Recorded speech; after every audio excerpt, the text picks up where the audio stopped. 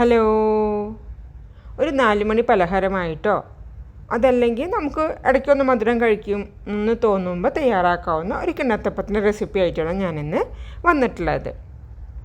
ഇത് നമ്മൾ ഗോതമ്പ് പൊടി വെച്ചിട്ടാണ് തയ്യാറാക്കുന്നത് കേട്ടോ. അപ്പോൾ അതുകൊണ്ട് തന്നെ നമുക്ക് ഈസി ആയിട്ട് പെട്ടെന്ന് തയ്യാറാക്കാനായിട്ടും സാധിക്കും. ആദ്യം നമ്മൾ ഇതുപോലെ ഒരു മിക്സിയുടെ ജാർ എടുത്ത് വെക്കുക. അതിലേക്ക് 1 കപ്പ് ഗോതമ്പ് പൊടി ഇട്ട് കൊടുത്തിട്ടുണ്ട്.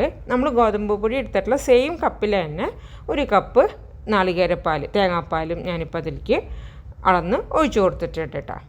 പിന്നെ ഇതിലേക്ക് ചേർക്കുന്നത് 1/2 കപ്പ് ചീകിയിട്ടുള്ള ശർക്കരയാണ്, അല്ലെങ്കിൽ പൊടിച്ച ശർക്കരയുടെ പൊടി ഇപ്പോൾ വാങ്ങാൻ കിട്ടും, അതായാലും മതി. നിങ്ങൾക്ക് നല്ല മധുരം വേണമെന്നുണ്ടെങ്കിൽ 1/4 കപ്പ് വരെ ശർക്കര ഇതിലേക്ക് ചേർത്ത് കൊടുക്കാം. ഞാനിപ്പോൾ 1/2 കപ്പാണ് ചേർക്കുന്നത്. പിന്നെ ഇതിലേക്ക് കുറച്ച് ഏലക്കായ പൊടി ഇട്ട് കൊടുക്കുന്നുണ്ട്. ഏലക്കായ പൊടിക്ക് പകരമായിട്ട് മുഴുവനായിട്ടുള്ള ഏലക്ക ഇട്ടിട്ട് അരച്ചെടുത്താലും മതി. ഇനി നമുക്കിതൊന്ന് നന്നായിട്ടൊന്ന് മിക്സ് ചെയ്തിട്ട് എടുക്കാം. ഞാൻ അതേ ഇപ്പോൾ നന്നായിട്ട് മിക്സ് ചെയ്തിട്ട് എടുത്തിട്ടുണ്ട് കേട്ടോ. ഇനി നമുക്ക് ഈ മിക്സ് ചെയ്തിട്ടുള്ള ഈ ഒരു കൂട്ട് ഒരു പാത്രത്തിലേക്ക് നമുക്ക് മാറ്റാം. ഇതേ കണ്ടാ, നമ്മുടെ ബാറ്റർ ഈ ഒരു കൺസിസ്റ്റൻസി ആയിരിക്കണം. അത്ര കട്ടിയുമല്ല, എന്നാൽ അത്ര ലൂസും അല്ലാത്ത ഈ ഒരു കൺസിസ്റ്റൻസിയിൽ, ഒരു ഫ്ലോയി കൺസിസ്റ്റൻസിയിൽ വേണം നമ്മുടെ ബാറ്റർ നമ്മൾ തയ്യാറാക്കാനായിട്ട്. ഇതിലേക്ക് നമുക്ക് കുറച്ച് ഉപ്പും കൂടി ചേർത്ത് കൊടുത്ത് ഒന്ന് നന്നായിട്ട് മിക്സാക്കാം.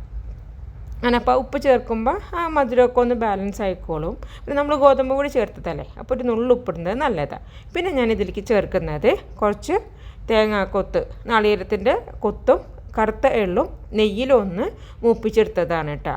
ഇത് ഞാൻ പിന്നെ പ്രത്യേകമായിട്ട് വീഡിയോ ഒന്നും ഷൂട്ട് ചെയ്തില്ല, നിങ്ങൾക്ക് എല്ലാവർക്കും അറിയാമല്ലോ അങ്ങനെ മൂപ്പിച്ചെടുക്കാനായിട്ട്. അതും കൂടി ചേർത്തിട്ട് നമുക്കൊന്ന് നന്നായിട്ട് മിക്സാക്കാം. അപ്പോൾ നമ്മൾ ഇപ്പോൾ മൂപ്പിച്ചെടുത്തിട്ടുള്ള നാളികേരക്കൊത്തൊക്കെ എല്ലായിടത്തേക്കും ആ ബാറ്ററിലൊന്ന് നന്നായിട്ട് മിക്സ് ആയിക്കോളും.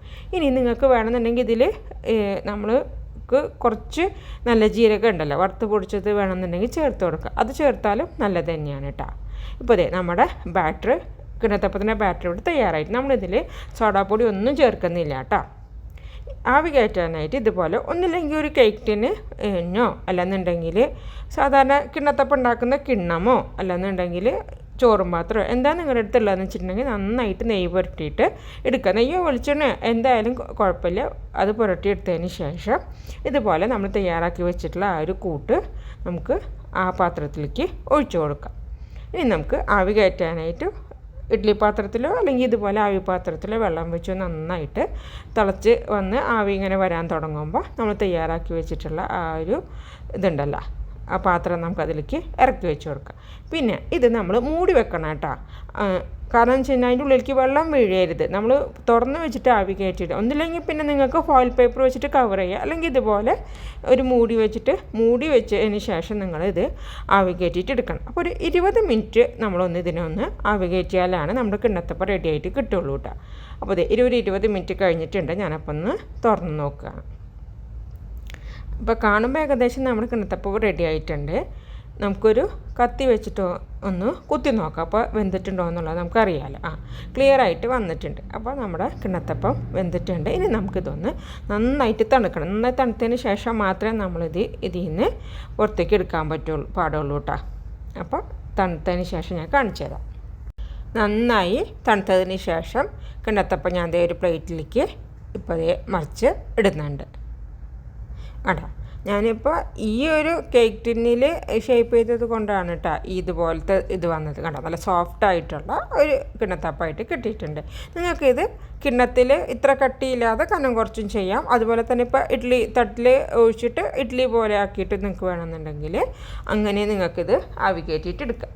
ഞാൻ ഇപ്പോൾ നിങ്ങളെ കട്ട് ചെയ്തിട്ട് കാണിച്ചു തരാം. കണ്ട, നല്ല സോഫ്റ്റായിട്ടുള്ള നല്ല പഞ്ഞു പോലത്തെ കിണ്ണത്തപ്പമാണ് കേട്ടോ. തീർച്ചയായിട്ടും ഈ ഒരു റെസിപ്പി നിങ്ങളെല്ലാവരും ട്രൈ ചെയ്തിട്ട് നോക്കണം. വളരെ ഹെൽത്തി ആയിട്ട് നമുക്ക് പെട്ടെന്ന് തയ്യാറാക്കാവുന്ന ഒരു നല്ലൊരു റെസിപ്പിയാണ്. അപ്പോൾ മറ്റൊരു നല്ല വീഡിയോയുമായിട്ട് ഞാൻ വീണ്ടും വരാം. Thank you so much.